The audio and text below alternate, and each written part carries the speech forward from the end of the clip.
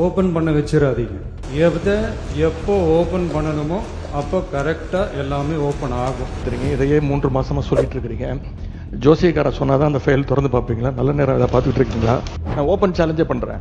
முதலமைச்சர் அவர்கள் திறந்து பார்க்கட்டும். யார் மீது நடவடிக்கை எடுக்க உண்மையா குற்றச்சாட்டு ஆதாரத்தோடு இருந்தால் ஒரு நடவடிக்கை எடுக்கட்டும். சினிமாவில் பஞ்ச் டைலாக் பேசுறதெல்லாம் இந்த சட்டமன்றத்தில் பேசலாம். நீங்க அப்படியே இந்த ஃபைல்ஸ் எல்லாம் சீக்கிரம் பிரிச்சு பாருங்க. ஏதாவது குற்றச்சாட்டு இருந்தா, அதில் ஆதாரம் இருந்தா, யாராக இருந்தாலும் அவர் மீது நடவடிக்கை எடுங்க. இந்த உருட்டல் மிரட்டலுக்கெல்லாம் திராவிட முன்னேற்ற கழக உறுப்பினர்கள் பயப்படுவதற்கான எங்களுக்கு தேவை கிடையாது. ஏன் தைரியம் இருந்தா லைவ் போடல? நீங்க இது வரைக்கும் உங்ககிட்ட நேர்மையான வெளிப்படை தன்மையான சட்டமன்றத்தை நடத்தக்கூடிய தைரியம் திமுக இதுவரைக்கும் இருந்தது இல்லை. நாங்க ஒரு கேள்வி கேட்டா நாங்களே ஆச்சரியப்படுறவர்களுக்கு நாங்களே அதிசயப்படுற அளவுக்கு நீங்க ஒரு பதில சொல்றீங்கிறது இதுதான் நான் சொன்னேன். மாண்புமிகு பேரவைத் தலைவர், ஒரு முக்கியமான விஷயத்தை உங்ககிட்ட குறிப்பிட விரும்புகிறேன். ஏற்கனவே என்னுடைய மூத்த சட்டமன்ற உறுப்பினர் உங்களுடைய கவனத்துக்கு எடுத்துட்டு வந்திருக்கிறாங்க. மீண்டும் நினைவுபடுத்த விரும்புகிறேன். இந்த அவையை நீங்கள் முடிந்த வரைக்கும் மிகச்சிறப்பாக எங்களை எல்லாம் வழிநடத்தி கொண்டு போகிறீர்கள். எங்களுக்கும் கேள்வி கேட்பதற்கான வாய்ப்பையும் கொடுக்கிறீர்கள், முடிந்த அளவுக்கு கொடுக்குறீங்க. எங்களை விட அதிகமாக ஆளுங்கட்சி உறுப்பினர்களுக்கும் அமைச்சர்களுக்கும் வாய்ப்பு கொடுத்துக்கிட்டு இருக்கிறீங்க. எண்ணிக்கை அடிப்படையில் அவங்களுக்கு அதிகமாக கொடுக்குறேங்க. முடிந்தவரை நான் குறை சொல்ல கொடுத்துக்கிட்டு இருக்கீங்க. நான் இங்கே குறிப்பிட விரும்புவதெல்லாம் ஆளுங்கட்சியை சேர்ந்த உறுப்பினர்கள் அமைச்சர் பெருமக்கள் எங்களுக்கு பதில் சொல்லும்போது ஆதாரம் இல்லாமல் பல குற்றச்சாட்டுகளை வைக்கிறாங்க. ஆனால் நீங்கள் அதையெல்லாம் அவை குறிப்பிலிருந்து சரியாக நீக்கிடுறீங்க. இன்னும் சொல்லப்போனால் சட்டமன்ற வரலாற்றிலே இதுதான் முதல் முறையாக எதிர்க்கட்சி உறுப்பினர்கள் பேசுவதை விட ஆளுங்கட்சி உறுப்பினர்கள் அமைச்சர் பெருமக்கள் பேசுவதையெல்லாம் நீங்கள் தான் முதலாக அவை குறிப்பிலிருந்து நிறைய எடுத்திருக்கிறீங்க. அந்த வரலாறை நீங்கள் படைச்சிருக்கிறீங்க. அதற்கு எங்களுடைய வாழ்த்துக்களை தெரிவிச்சுக்கிறோம். இப்போ இந்த அவை நிகழ்ச்சியெல்லாம் நீங்கள் லைவில் எல்லாமே போயிட்டுருக்கு. கேள்விகள் நாங்கள் கேட்டால் நாங்களே ஆச்சரியப்படுற அளவுக்கு அதிசயப்படுற அளவுக்கு பதில்களையும் கொடுக்குறாங்க. கேள்வி கேட்டால் பதில் சொல்லலாம். இப்போ பாட்டெல்லாம் வேற பாட ஆரம்பிச்சிட்டிங்க. எங்களுக்கே சில நேரம் சட்டமன்றத்துக்கு வந்திருக்கோமா இல்லை இப்போ சூப்பர் சிங்கர் நிகழ்ச்சிக்கு வந்திருக்கோமா அப்படின்னு சந்தேகப்படுற அளவுக்கு இங்கே பாட்டு நிகழ்ச்சிகள்லாம் நடந்து கொண்டிருக்கிறது. நீங்கள் அவை குறிப்பிலேருந்து நீக்கிடுறீங்க. ஆனால் இதெல்லாம் நேரடி தொலைக்காட்சியில் போகும்போது இதெல்லாம் யூடியூப் சேனல்லையும் சோஷியல் மீடியாலையும் ரீல்ஸாக கட் செய்யப்பட்டு அதிகமாக ஷேர் செய்யப்படுகிறது. அதன் பிறகு நீங்கள் இதில் நீக்குவதிலே அர்த்தம் இல்லாமல் போய்விடுது. எனவே இதை மீண்டும் உங்களுடைய கவனத்திற்கு நான் கொண்டு வர விரும்புகிறேன். அதே மாதிரி இன்னொரு விஷயம், நேற்று முன்தினம் இந்த பேரவையில் பேசின நம்முடைய முதலமைச்சர் அவர்கள் தன்னுடைய டேபிளில் 3 ஃபைல்ஸ் இருப்பதாகவும் அந்த ஃபைல்ஸை அவர் திறந்து பார்க்க வச்சிடாதீங்க அப்படிங்கிற தோணியில் எங்களுடைய அரசை குற்றம் சாட்டுகின்ற வகையில் குறிப்பிட்டு பேசியிருக்கிறாரு. அந்த ஃபைல்ஸை நாங்கள் கேட்டுக்கொள்வது, தயவு செய்து அவர் திறந்து பார்க்க வேண்டும், அதன் மீது அவர் ஆக்ஷன் எடுக்க வேண்டும். எதற்காக பயப்படுறீங்க, எதற்காக காலம் தாழ்த்துறீங்க? இதையே 3 மாசமா சொல்லிட்டு இருக்கிறீங்க. ஜோசியக்காரர் சொன்னாதான் அந்த ஃபைல் திறந்து பார்ப்பீங்களா? நல்ல நேரம் அதை பார்த்துட்டு இருக்கீங்களா? மாண்புமிகு எதிர்க்கட்சி தலைவர்களுக்கு முதலமைச்சர் அன்றைக்கு பேசுகிற போது மாண்புமிகு பொதுப்பணித்துறை அமைச்சர் சொல்லுங்க. மாண்புமிகு பேரவைத் தலைவர்களே, நம்மளுடைய மூத்த உறுப்பினர் ஃபர்ஸ்ட் 2 நாளுக்கு முன்னாடி சொன்னாரு, நாங்கள் முதலமைச்சர் சொல்லும் போது நாங்கள் மிசாவையே பார்த்த இயக்கம்னு. நீங்க மிசாவையே பார்த்த இயக்கம் தான். ஆனால் மிசாவையே பார்த்த திமுக இயக்கத்தை தனி பெரும் கட்சியாக எங்களோட தலைவர் வெற்றி பெற்று இந்த தேர்தலில் தாவேக்கான என்னன்னு காமிச்சிருக்கோம். அதனால எங்களுக்கு எந்த பயமும் கிடையாது. எந்த பயம் கிடையாது. ஒவ்வொரு தலையிலும், முக்கியமாக நெடுஞ்சாலை துறையிலும் சரி, முக்கியமாக பொதுப்பணின்னு சொல்லி வெள்ளை வேறிக்கை வெளியிட்டு முதலமைச்சருடைய அலுவலகத்தில் அந்த ஃபைல் இருக்கு. கண்டிப்பாக ஆதாரத்துடன் சட்டப்படியான நடவடிக்கை எடுக்கப்படுங்கிறத முதலமைச்சர் சொல்ல வந்தது. இதை யாரும் அவர் சொன்ன அர்த்தம் அன்னைக்கு அவைக்கு அவர் வரல. அது அவருடைய ப்ராப்ளம். அது அவைக்கு வராத பொழுது அவர் சொன்னார், மாண்புமிகு கொறடா சொன்னார், ஆதாரம் இருக்கா. நிதித்துறை அமைச்சர் பார்க்கும் பொழுது அவர் கேட்கும் பொழுது எங்க கிட்ட ஆதாரம் இருக்கு, அதை தகுந்த நேரத்தில் சட்டப்படியான நடவடிக்கை எடுக்கப்படும் சொன்னாருங்கிறத பதிவு பண்றேன். ஏன்னா அவர் எதிர்க்கட்சி தலைவர் எனக்கு வரல, அவர் அதனாலதான் பதிவு பண்ண. அதுக்கப்புறம் அவர் சொல்றாரு, போன 5 வருஷம் இவங்க என்ன ரீல்ஸ் விட்டாங்க, என்ன பாட்டு பண்ணாங்க, பாராளுமன்றத்திலே பதவி ஏற்கும் பொழுது எங்களுடைய எந்த கட்சி தலைவரையும் பத்தி உறுதிமொழி எடுக்கல. அவரை பத்தி பேசிதான் வந்து உறுதிமொழி எடுத்தாங்க. பாராளுமன்றத்திலேயே தமிழ்நாட்டுடைய புகழ் பெரியாரை பத்தியோ அண்ணாவை பத்தியோ பேசல. ஒவ்வொரு எம்பியும் போய் யாரை பத்தி வந்து பதவி பிரமாணம் பண்ணாங்கிறது மக்களுக்கு தெரியும். இந்த அவை உறுதியாக சொல்றோம், நீங்க 25 வருஷத்துக்கு மேல ஆட்சியில் இருந்தீங்க, ஏன் தைரியம் இருந்தா லைவ் போடல? நீங்க இது வரைக்கும் உங்ககிட்ட நேர்மையான வெளிப்படை தன்மையான சட்டமன்றத்தை நடத்தக்கூடிய தைரியம் திமுக இது வரைக்கும் இருந்தது இல்லை. முதல் முறையாக தமிழ்நாட்டு வரலாற்றிலேயே தமிழ்நாட்டுடைய மக்களாட்சியை நிலைநாட்டி ஜனநாயகத்தை நிலைநாட்டி நாங்கள் தவறு செய்தால் நீங்கள் சொல்லுங்கள் சொல்லக்கூடிய சபாநாயகியும் ஒரு ஆட்சியும் எங்களுடைய முதலமைச்சர் மக்களுடைய ஜனநாயகத்தை காப்பாற்றுவதற்காக லைவ மக்கள் முன்னாடி தெரியுமா விட்டுருக்கார். அதை நாங்கள் பதிவு பண்றோம். ஏன் நீங்க ஏன் லைவ் இல்ல? நீங்க ஏன் லைவ் இல்ல? 2021 உங்களுடைய தேர்தல் அறிக்கை என்ன இருந்துச்சு? 2021 திமுகவுடைய தேர்தல் அறிக்கையில் சட்டமன்றத்தை லைவ்ல கொண்டு வரும் சொன்னீங்களே, ஏன் செய்யல? மாண்பு நீர்வளத்துறை அமைச்சர், மாண்பு பேரவைத் தலைவர் அவர்களே, கொஞ்சம் சொல்லிட்டோம், ஜோசியர் என்ற வார்த்தையை நீக்கும்படி கேட்டுக்கொள்கிறேன். அதுக்கு அடுத்தபடியாக நேற்று மார்க்கெட்டில் ஒரு 70 வயசு முதியவர் சொன்ன ஒரு வார்த்தை என்னான்னு பார்த்தீங்கன்னா, இப்போல்லாம் நாங்கள் சீரியல்லாம் பார்க்குறதில்ல, லைவை அசம்பிளியில் சட்டசபையில் என்ன நடக்குதுன்றத நான் என் மனைவி என் பேத்தி முதல் கொண்டு அதை நாங்கள் காலேஜ் முடிச்சுட்டு வந்தால் கூட நாங்கள் இதை பார்த்துன்னு இருக்கிறோம். உண்மையாகவே ரொம்ப சந்தோஷமாக இருக்குது, நிம்மதியாக இருக்கிறோம். எங்களுக்கு எல்லாம் இருந்த பயம் எல்லாம் போய் இன்னைக்கு எதுவாக இருந்தாலும் எங்களுக்குன்னு ஒரு புள்ள இருக்கிறாரு நம்மளுடைய முதலமைச்சர்ன்றத அவர் அந்த பெரியவர் சொன்னார். இது உண்மை சம்பவம். இதை நான் மாண்பு பேரவைத் தலைவர்களே இவர்கிட்ட நான் அமைச்சர்கிட்ட காலையில் வந்த உடனே நான் இதை சொன்னேன். ஆனால் திடீர் என்று எதிர்கட்சி தலைவர் இப்படி பேசினார். லைவை உண்மையாகவே தமிழ்நாடுல முதல்ல தைரியமாக எங்கள் தலைவர் தான் லைவ் அனுமதித்திருக்கிறார் என்பது இந்த நேரத்தில் தெரிஞ்சு. மாண்புமிகு எதிர்கட்சி தலைவர் அவர்கள் பேசுகிற போது சூப்பர் சிங்கர் ஆகிவிட்டது எனக்கு இந்த சட்டசபை என்று சொல்வது கொஞ்சம் நீங்கள், ஏன்னா கருத்துக்களை சொல்லுகிற போது பாட்டு பாட விரும்புகின்றவர்கள் அந்த கருத்தை ஒட்டி பாடுவதில் எந்த தவறு இருப்பதாக தெரியவில்லை. அது சூப்பர் சிங்கர் என்கிற அந்த வார்த்தை அவசியமா என்று. இன்னொன்று மாண்புமிகு உட்காருங்களேன், உட்காந்துக்கோங்க. மாண்புமிகு முதலமைச்சரை பற்றி நீங்கள் சொல்லுகிற போது ஜோசியக்காரரை கேட்டு செய்கிறார் என்று கேட்கின்றீர்கள். ஏனென்றால் மாண்புமிகு முதலமைச்சர் அவர்களை பொறுத்த வரைக்கும் ஏற்கனவே பதிவு செய்யப்பட்டிருக்கிறது. எத்தனை மணிக்கு வருகிறார், எவ்வளவு நேரம் பணிபுரிகிறார், எப்படி கோப்புகளை பார்க்கிறார் என்றாலும் மாண்பு அமைச்சர் பெருமக்கள் ஏற்கனவே பதில் சொல்லியிருக்கிறார்கள். இதில் நீங்கள் யாரை அவர் கன்சல்ட் செய்கிறார் என்றால், யாரையும் கன்சல்ட் செய்யாமலே சுயமாகவே தன்னுடைய அறிவாற்றலால் முடிவெடுக்கிற திறமை அவருக்கு இருக்கிறது என்பதை 3 மாத காலத்தில் எல்லாரும் பார்த்து கொண்டிருக்கிறார்கள். இன்னொன்று, கோப்புகளிடம் தயாராக இருக்கிறது என்றால் அவருடைய ஆய்வில் இருக்கிறது என்று அர்த்தம். எந்த நேரத்தில் எந்த நடவடிக்கை எடுக்க வேண்டும் என்பதை பற்றி மாண்புமிகு முதலமைச்சர் இன் consultation with honourable ministers of the department அந்தந்த துறை சார்ந்த அமைச்சரோடு கலந்து ஆலோசித்து முன்னாலே வைக்கிற கோப்புகளை முழுவதுமாக நான் ஆராய்ந்து கொண்டு இருக்கிறேன் என்று தான் சொன்னாரே தவிர அதை எடுக்க வேண்டும் என்று நீங்கள் ஒரு சேலஞ்சாக எடுத்து அதை ஒரு சவாலாக அதை உட்காருங்க பதில் சொல்ல வேணாம். மாண்பு உறுப்பினர் ஆஸ்டின் உட்காருங்க. அதை ஒரு சேலஞ்சாக நீங்கள் ஒரு சவால் விடுப்பது போல் அதை எடுத்துக்கொள்ளக்கூடாது என்று நான் உங்களை கேட்டுக்கொள்ள. மாண்பு எதிர்க்கட்சி தலைவர் பேசலாம்.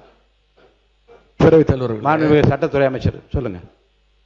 மாண்புமிகு பேரவைத் தலைவர் அவர்களே, மாண்புமிகு பேரவைத் தலைவர் அவர்களே, ஜோசியம்னு சொன்னாரு. ஜோசியம் பார்த்து மஞ்சள் துண்டு போட்டதெல்லாம் ஆல்ரெடி தமிழ்நாடு பார்த்துருச்சு. ஜோசியம் பார்த்து மஞ்சள் துண்டு போட்டதெல்லாம் தமிழ்நாடு ஆல்ரெடி பார்த்துருச்சு. அதனால எதை செய்தாலும் வெளிப்படையாக எந்த ஒளிவனைகளும் செய்ய தெரியும், எதை எப்போ எடுக்கணும் என்னன்னு தெரியும். எல்லா துறைகளிலும் எப்பெல்லாம் சட்டப்பூர்வமான நடவடிக்கை எடுக்கப்பட்டு வருது எல்லா துறையிலும் எடுத்துட்டு வருது. எல்லா துறைகளிலும் அந்தந்த துறையில எங்கெங்கெல்லாம் வயலேஷன் இருக்கோ, எங்கெங்கெல்லாம் விதிமீறல் இருக்கோ, அதுக்கான சட்டப்பூர்வம் நடக்கிற வழக்குகள்லாம் பதிவு செய்யப்பட்டு தான் வருது. அதனால நாங்க ஏற்கனவே இந்த ஜோசியம் பார்த்து மஞ்சள் துண்டி பார்த்துட்டோம், எல்லாரையும் பார்த்துட்டோம். ரொம்ப மாண்பு எதிர்க்கட்சி தலைவர் அவர்கள், பேரவைத் தலைவர் அவர்களே, மாண்பு எதிர்க்கட்சி தலைவர் பேசும்போது நீங்க அவள் கட்சியை சார்ந்து உட்காருங்க. அவங்க பேசுறாங்கல்ல எதிர்க்கட்சி தலைவர். பேரவைத் தலைவர்களே, இதைத்தான் நான் குறிப்பிட்டேன். நாங்கள் ஒரு கேள்வி கேட்டால் நாங்களே ஆச்சரியப்படுற அளவுக்கு, நாங்களே அதிசயப்படுற அளவுக்கு நீங்கள் ஒரு பதில் சொல்கிறீங்கிறது இதுதான் நான் சொன்னேன். அதன் பிறகு ஜோசியக்காரன் அப்படின்னு சொல்றது தவறுன்னு சொல்றீங்க. நீங்க ஜோசியக்காரன்னு அப்பாயின்மெண்ட் நீக்கியிருக்கீங்க. ஜோசியங்கிற வார்த்தை ஒன்றும் தப்பான, ஜோசியக்காரங்கிறது தப்பான வார்த்தை கிடையாது. லைவ் வந்து திமுக ஆட்சியில் தான் முறையாக நாங்கள் தேர்தல் அறிக்கையில் சொன்னோம், கேள்வி நேரத்தை முதலையாக லைவாக ஒளிபரப்பு செய்தது நாங்கள். இப்போ இந்த கேள்வி நேரத்தையே எடுக்க முடியாத நிலைமையில தான் இன்னைக்கு இந்த அரசு நடந்துகிட்டு இருக்கு. இன்னொன்று, இந்த நீங்க லைவ் உட்காருங்க உட்காருங்க உட்காருங்க உட்காருங்க உட்காருங்க உட்காருங்க உட்காருங்க உட்காருங்க. நீங்கள் மாண்பு எதிர்க்கட்சி தலைவர் வந்து கேள்வி நேரத்தை எடுக்க முடியாத நிலைமை இந்த அரசு இருக்கு என்பதை நான் வந்து அதை ஏற்றுக்கொள்ள முடியாது. என்றால் ஏற்கனவே வந்து நடக்கின்ற எல்லாவற்றையும் வெளியரங்கமாக உங்களுக்கு தெரியும், எத்தனை கேள்வி அனுப்பியிருக்கிறோம், எத்தனை பதில் வந்திருக்கிறது. அந்த கேள்வி நேரத்தை நடத்த முடியாத நேரத்திலும் மாண்பு உறுப்பினர்களை 55 விதியின் கீழ் கொடுக்கப்பட்டிருக்கிற தீர்மானங்களை எல்லாம் இங்கே கேள்விகளாக கேட்டு கூட பதில் பெற முடியுமா என்று பார்க்கின்ற முறை இங்கே கடைபிடித்து வருகின்றோம். எனவே கேள்விகளை பெறுவதில் கால தாமதம் இருந்தாலும் கூட இப்போது பதில் வரப்பெற்றிருக்கு. நேற்று முன்தினம் கூட அறிவித்திருக்கிறேன், 10 கேள்விகளுக்கு பதிலாக 5 கேள்விகளாக எடுத்துக்கொள்கிறோம் என்று நான் அறிவித்திருக்கிறேன். எனவே எடுக்கப்படவில்லை. நீங்க சொல்வதெல்லாம் நான் ஒத்துக்கிறேன், நான் உங்களை குறை சொல்லவே இல்லை. உங்களை நாங்கள் பாராட்டுகின்றோம். உங்களுக்கு ரொம்ப பொறுமையாக எல்லாரையும் ஹேண்டில் பண்றீங்க, அதை பத்தி நாங்கள் கவலைப்படல. நேரலை நாங்கள் செய்யவில்லை அப்படின்னு சொன்னாங்க. சட்டமன்ற வரலாற்றிலே முதன்முறையாக நேரலை செஞ்சது திராவிட மாடல் அரசு, எங்களுடைய தலைவர் அவர்கள் தான். கேள்வி நேரம் ஒவ்வொரு நாளும் 1.5 மணி நேரம் 10 கேள்விகள் எடுக்கப்பட்டு அனைத்து எதிர்க்கட்சி தலைவர் அப்போ இருந்த அண்ணா திராவிட முன்னேற்ற கழக உறுப்பினர் அத்தனை பேருக்கும் வாய்ப்பு கொடுத்தது எங்களுடைய தலைவர். அது லைவ் செய்யப்பட்டது. இப்போ நீங்க எல்லா நிகழ்ச்சியும் லைவ் பண்றீங்க. இந்த பிரச்சனையை தான் உங்ககிட்ட சொல்றேன். லைவ் பண்றதுனால என்னென்ன பிரச்சனைகள் வருது என்பதை உங்களோட கவனத்துக்கு கொண்டு வரேன். நீங்க அவை குறிப்பில் நீக்கிறேன் நீங்க நீக்கிட்டே இருக்கீங்க. ஆனா எல்லாமே அங்க வந்து ரீல்ஸாக மாற்றப்பட்டு அங்க போய் கொண்டிருக்கிறது. ஏற்கனவே மாண்பு எதிர்க்கட்சி தலைவர்கள் இது குறித்து வெளியில இருக்கக்கூடிய நீங்க என்ன உங்க தலைவை கட்டுப்படுறீங்களா, நீங்க பிடிக்கிறீங்க? நீங்க எதுக்கு பேசுறீங்க? நீங்க ஏன் பேசுறீங்க? நீங்க மாண்பு எதிர்க்கட்சி தலைவர் சொன்ன கருத்துக்கு ஏற்கனவே திராவிட முன்னேற்ற கழகத்தின் சார்பில் ஒரு மீடியா வந்து இங்கே நீக்கப்பட்டதை வைத்து அவர் வந்து சித்திரம் வெளியிட்டுக் கொண்டிருக்கின்றார்கள். அதை பற்றி உரிமை குழுக்கு அனுப்ப வேண்டும் என்று ஒரு கடிதம் கூட நீங்கள் கொடுத்திருக்கின்றீர்கள். அப்படி நீக்கப்பட்ட பிரச்சனை குறித்து எந்தெந்த மீடியாவில் வந்திருக்கிறதோ நீங்கள் கவனத்துக்கு கொண்டு வாருங்கள். அவர் மீது உரிமை குழு நிச்சயமாக அனுப்பி நடக்க வேண்டும் இந்த அவையின் சார்பாக நான் தெரிவித்துக் கொள்கிறேன். அதன் பிறகு இந்த முதலமைச்சர் சொன்னது அந்த 3 ஃபைல்கள் இருக்கு. நான் எதுவும் சேலஞ்ச் எல்லாம் பண்ணல, நான் ஓப்பன் சேலஞ்சே பண்றேன். முதலமைச்சர் அவர்கள் தொடர்ந்து பார்க்கட்டும், யார் மீது நடவடிக்கை எடுக்க உண்மையாக குற்றச்சாட்டு ஆதாரத்தோடு இருந்தால் அவர் நடவடிக்கை எடுக்கட்டும். எனவே சினிமாவில் பஞ்ச் டைலாக் பேசுறதெல்லாம் இந்த சட்டமன்றத்தில் பேசல. நீங்க அப்படி பஞ்ச் டைலாக் இல்ல நீங்க இல்லைங்க, நான் என்ன சொல்றேன், இதை நீங்க பேரவைத் தலைவர் இல்ல மாண்பு பாருங்க கருத்து இல்ல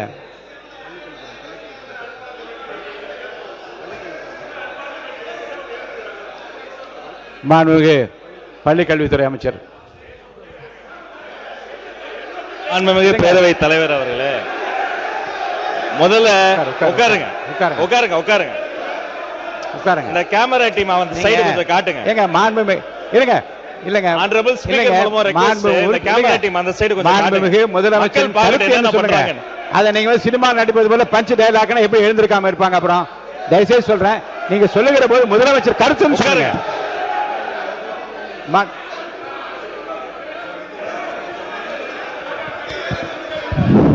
உட்காருங்க. நீங்க எங்க வரீங்க? நீங்க போங்க உள்ள இடத்துக்கு. நீங்க போங்க பதில், நீங்க போங்க முதல்ல. மாண்பு உறுப்பினர் கொஞ்சம் அமருங்க, எல்லாம் அமருங்க.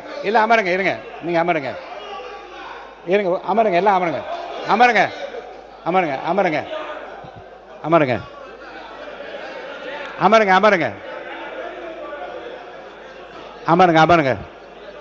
மாண்பு உறுப்பினர் கொஞ்சம் அமைதியா இருங்க.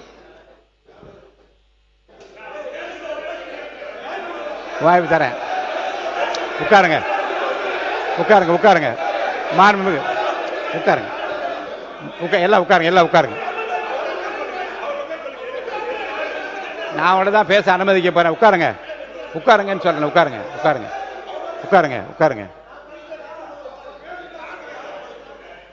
முடிங்க. நீ பேசி முடிக்கட்டும்.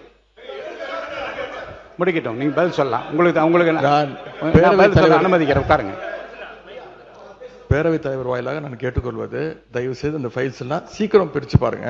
ஏதாவது குற்றச்சாட்டு இருந்தால் அதில் ஆதாரம் இருந்தால் யாராக இருந்தாலும் அவர் மீது நடவடிக்கை எடுங்க.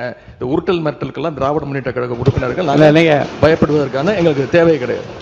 மாண்புமிகு உறுப்பினர்கள் இந்த சினிமா போல பஞ்சு டயலாக் என்பதெல்லாம் அவைக்குழு நீக்கப்படுகிறது. கருத்துக்கு பள்ளிக்கூடத்தை அமைச்சர் பதில் சொல்லலாம். இப்போ மாண்புமிகு பேரவைத் தலைவர் அவர்களே, தமிழ்நாடு சட்டமன்றத்தில் நடக்கக்கூடியதெல்லாம் மக்களுக்கு தெரியணும். என்னென்ன யார் யாரு தொகுதி சார்ந்த பிரச்சனைகள் கேட்கறாங்க, அதுக்கு பதில் சொல்லணும் தான் நேரலை தரும். நான் உங்க மூலமா ஒரு கோரிக்கை வைக்கிறேன். பேசுங்க. உங்க மூலமா ஒரு கோரிக்கை வைக்கிறேன். முதல் கோரிக்கை என்னன்னா, நம்மளுடைய கேமரா டீம் வந்து இந்த எதிர்க்கட்சி வரிசை வந்து தொடர்ச்சியா அப்படி கமெண்ட் அடிக்கிறது, உரிமையில பேசுறது, லாஸ்ட் பெஞ்ச்ல இருந்தா டாக்டர் குடுகுடுன்னு எஞ்சி இங்க நடுவில் ஓடி வர்றது, இதையும் சேர்த்து ஸ்பிளிட் ஸ்கிரீன்ல காட்டுங்க. இரண்டாவது, மதிப்பிற்குரிய எதிர்க்கட்சி தலைவர் அவர்கள் பேசுகிற போது லைவை பத்தி சொன்னார். உண்மைதான், அவங்க வந்து நேரலையை வந்து கடந்த ஆட்சியில மதிப்பிற்குரிய முன்னாள் முதல்வர் அண்ணா மு.க. ஸ்டாலின் ஆட்சியில அதை தொடர்ந்தாங்க. ஆனா ஒரு நேரலை என்பது வெறும் ஆளுங்கட்சிக்கு சாதகமா இல்லாம முதல் முறை ஆட்சி நேரலை மட்டுமல்ல, முழுமையான நேரலை என்பது வெற்றி தலைவருடைய ஆட்சியில தான் தொடர்ந்து கொடுத்துக்கிட்டு இருக்கோம். மதிப்பிற்குரிய பேரவை தலைவர் அவர்கள் நெற்றிக்கண் திறப்பினம் குற்றம் குற்றமேனு நடுநிலையோடு ஒரு கட்சி இரு கட்சி இல்லாமல் அனைத்து கட்சி உறுப்பினர்களினுடைய குரலும், இந்த குரலற்றவர்களின் குரலாக இருக்கக்கூடிய அனைத்து கட்சிகளினுடைய குரலும் பதிவாக வேண்டும் என்பதற்காக தான் சிறப்பாக செயல்பட்டு இருக்கீங்க.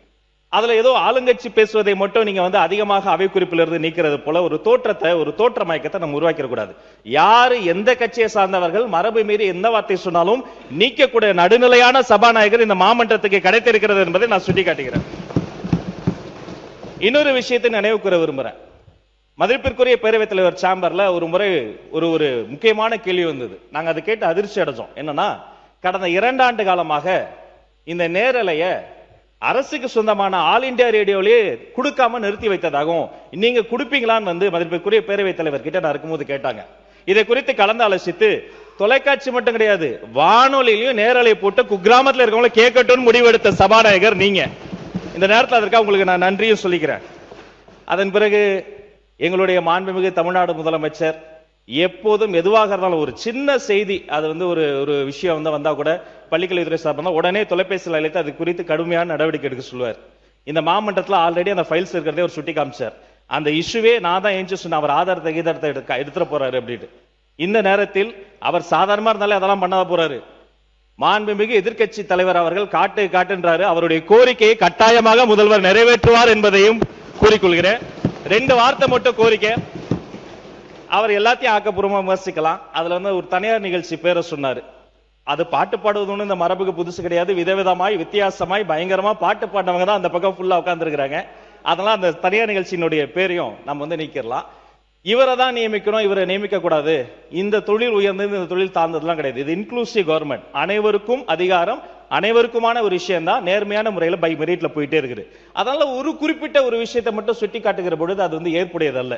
அது மட்டும் கிடையாது, இந்த சினிமாவில் வரக்கூடிய அந்த பஞ்ச் ஸ்டைல் அதை கூட நீங்க அவை குறிப்பில் நீக்கிட்டீங்க. அதை போன்ற விஷயங்களை தவிர்த்து கொண்டு ஆக்கப்பூர்வமான கருத்துக்களை, அறிவுபூர்வமான சிந்தனைகளை அதை முன்வைத்து பேசினால் இந்த மாமன்றம் சிறப்பாக செயல்படும். உங்களுக்கு எங்களுடைய அத்தனை பேரின் சார்பில் ஒரு வாழ்த்துக்களையும் தெரிவித்துக் கொள்கிறேன். மிக சிறந்த சபாநாயகர் தமிழ்நாடு அரசியல் வரலாற்றில் இந்த மாமன்றம் கிடைத்திருக்கிறது என்பதை பதிவு செய்கிறேன். மாண்புமிகு எதிர்க்கட்சி தலைவர். பேரவைத் தலைவர், நான் உங்க சார்பா பேசிட்டு இருக்கேன். இப்ப நீங்க நீக்கிட்டீங்க, ஆனா இப்ப இதெல்லாம் லைவ்ல போயிடுச்சு. இப்ப அதுக்கு என்ன பண்ண போறீங்க? அது என்ன நடவடிக்கை எடுக்க போறீங்க? அதாவது லைவ் கொடுப்பதை நாங்க எதிர்க்கவில்லை, நாங்கள் பாராட்டுகிறோம். லைவ் நீங்க கொடுத்திருக்கிறீங்க, நல்ல முயற்சி, நாங்க பாராட்டுறோம். ஆனா அதுல இருக்கக்கூடிய பிரச்சனைகளை இங்க நான் சொல்றேன்.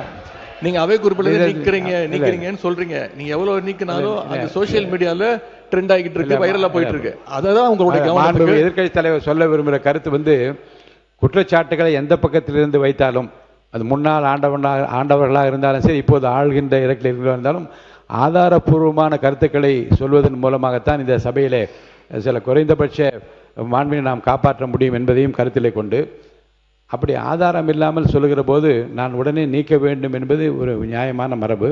அதன்படி நான் நீக்குகிறேன். ஆனால் அதை எடுத்து பல்வேறு மீடியாக்களிலே வந்து வெளியிடுவார்கள். ஆனால் இப்போ எனக்கு கவனத்துக்கு கொண்டு வரப்பட்டிருக்கிற 1-2 செய்திகளில் அதை ஆய்வு எடுத்துக்கொண்டு அதை உரிமை கொடுக்க நான் அனுப்ப இருக்கிறேன். இனி வருங்காலத்திலும் நீக்குவது என்பது என்னுடைய தனிப்பட்ட உரிமை. இந்த அவையினுடைய மாண்பை நான் காப்பாற்றியாக வேண்டும். நீக்காமல் பேச முயற்சிப்பதும் ஆதாரங்கள் இல்லாமல் பேசாமல் இருப்பதும் நல்லது. ஏன்னால் ஆதாரங்களை வைத்துக்கொண்டு தான் இரு தரப்பினரும் பேச வேண்டும் என்று நான் விரும்புகின்றேன். என் மக்களும் அதைத்தான் விரும்புவார்கள். போகிற போக்கிலே அள்ளி தெளித்து விட்டு போகிற இடமல்ல இது. அது வெளி அரசியல் மேடைகளில் பேசக்கூடிய பேச்சும் அல்ல இங்கே இது. இங்கே பேசுகிற போது நம்முடைய அவனுடைய கண்ணியத்தையும் காப்பாற்ற வேண்டும். இந்த தமிழ்நாட்டு மக்கள் எதை நம்பி இந்த பொறுப்பை நம்ம ஒப்படைத்து இங்கே அனுப்பியிருக்கின்றார்களோ அவருடைய எதிர்பார்ப்பை நிறைவேற்றுகிற விதத்தில் நம்முடைய பேச்சு அமைய வேண்டும். அந்த வகையில் எதிர்காலத்தில் நீங்கள் சொன்னது போல எல்லா பேச்சுக்களையும் நீக்குவது என்பது என்னுடைய நோக்கம் அல்ல. ஆனால் அவைக்கு உதவாத, மக்களுக்கு பயன் தராத, நம்முடைய பண்பாட்டிற்கு உதவாத, இந்த அவையினுடைய மாண்பை குறைக்கக்கூடிய எந்த விஷயங்களாக இருந்தாலும் அதை நிச்சயமாக நான் அவை குறிப்பிலிருந்து நீக்குவேன். பேசுகிற போது அந்த கண்ணியத்தை அனைத்து உறுப்பினர்களும் காப்பாற்ற வேண்டும் என்று நான் உங்களை அன்போடு கேட்டுக்கொண்டு, 4 மானிய கோரிக்கைகள் மேலே இருக்கிறது, 2 மணிக்குள்ளாக முடிக்க வேண்டும் என்று சொல்லியிருக்கின்றீர்கள்.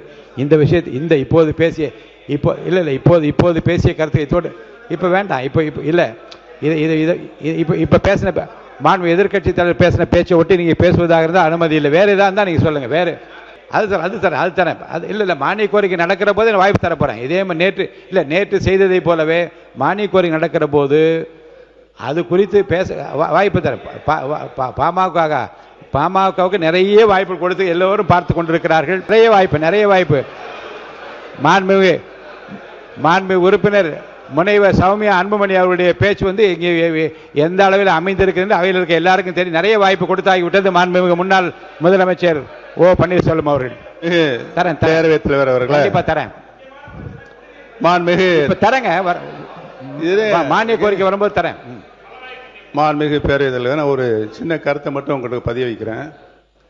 நீங்கள் தலைவர் காலத்திலிருந்து முத்தமிழறிஞர் காலத்தில் அம்மாவுடைய காலம் வரை நீங்கள் இந்த மாவட்ட சட்டமன்றத்தில் இருந்திருக்கு. இதுக்கென்று தனி விதி இருக்கிறது, மரபு இருக்கிறது.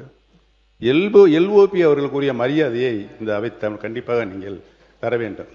அவர் எல்ஓபி என்பவர் அமைச்சர் அளவுக்கு எந்த அளவுக்கு கேபினெட்டில் அவருக்கு ஒரு மரியாதை இருக்கோ அந்த அளவுக்கு எல்ஓபி அவர்களுக்கு மரியாதை இருக்கிறது. எல்ஓபி நீங்கள் அழைக்கிறீர்கள், அவர் பேசிக்கொண்டு இருக்கிறார். சடார்னு பொதுப்பணித்துறை அமைச்சர் எதிர்த்து உள்ள கூறுறார், உங்கள்கிட்ட அனுமதி கேட்கல. இதெல்லாம் எந்த விதத்தில் நியாயம் சொல்லுங்க. அதோடு மட்டும் இல்லாமல் போன வாரத்துக்கு முந்தின வாரம் நீங்கள் அழைத்து விட்டீர்கள், எந்திரிக்கிறார். பேச ஆரம்பிக்கிறதுக்கு முன்னால் இன்னொருத்தர் அழைக்கிறீர்கள். இது மாதிரி 4 முறை அவர் எந்திரிச்சு உட்கார்றார். இது எந்த விதத்தில் நியாயம் மட்டும் நான் கேட்கிறேன். மாண்புமிகு உறுப்பினர் சொன்னதுக்கு ஒரு கருத்து நான் சொல்லுகிறேன். மாண்புமிகு முதலமைச்சர் அவர்களை பற்றி பேசுகிற போது மந்திரி சபை என்பது ஒரு கூட்டு முயற்சி. அங்கே இருக்கக்கூடிய எந்த அமைச்சராவது எழுந்து மாண்புமிகு முதலமைச்சருக்காக பேச வேண்டும். அப்படி பேசாவிட்டால் அங்கே அமர்ந்திருப்பது அர்த்தம் இல்லாமல் போயிடும். இருங்க இப்போ நீங்கள் எப்படி உங்களுக்கு எப்படி இந்த வாய்ப்பு அளித்திருக்குன்னு அதே போன்று தான் அவர்களுக்கு அந்த வாய்ப்பு அன்றைக்கு அளிக்கப்பட்டு சொல்கிறது நான் புரிஞ்சுக்கிட்டேன். நீங்கள் சொன்னது இல்லை, நான் கவனத்தில் வச்சுக்கிறேன். நீங்கள் சொன்ன கருத்தை நான் கவனத்தில் எடுத்துக்கொள்கிறேன். அரண்சை நண்பர்களுக்கு வணக்கம். அரண்சை ஊடகம் சுயேட்சையாக இயங்குவதற்காகவே உருவாக்கப்பட்டது. நாம் செய்கிற வேலை உண்மையிலேயே மக்களுக்காக செய்கிறோம் என்பதை நீங்கள் நம்பினால், வாய்ப்பு இருந்தால் இந்த ரேசர் பே கியூஆர் கோடுக்குள்ளே நீங்கள் அதை ஸ்கேன் பண்ணி எங்களுக்கு உங்களால் இயன்றதை விருப்பம் இருந்தால் ஆதரவு தெரிவிக்கலாம்.